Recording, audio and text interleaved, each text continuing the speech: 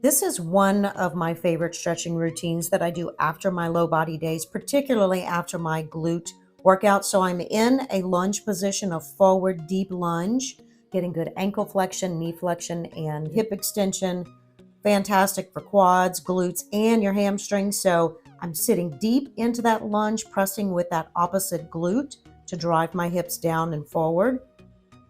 And then what I'm going to do is bring one foot around. That extended foot I bring around and sit back into that lunge, getting a good inner thigh stretch.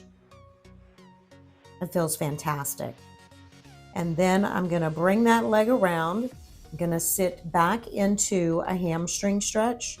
And I do this for each side, okay, not just one side.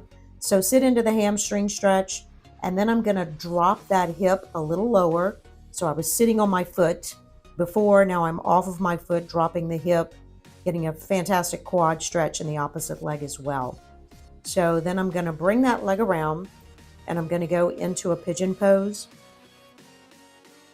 Sitting into that pigeon pose as deeply as you can. Drive those hips down. A good hip extension here. It's going to feel fantastic. I lean forward. I do actually lay down forward in that pose for quite a while. Then I sit up into a deer pose. And that feels really good on the hips as well.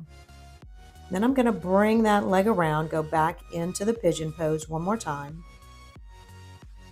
And remember, I hold these poses sometimes, for 30 to 45 seconds.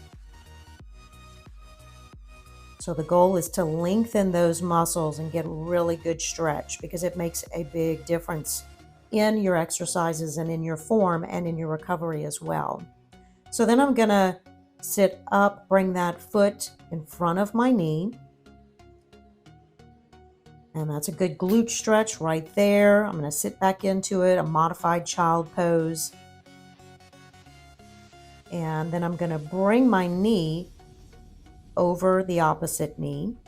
And I'm going to sit into it. This is a fantastic glute stretch. That's a modified child pose. And then I come down and up out of that pose. I sit there for just a second, and then I'm done.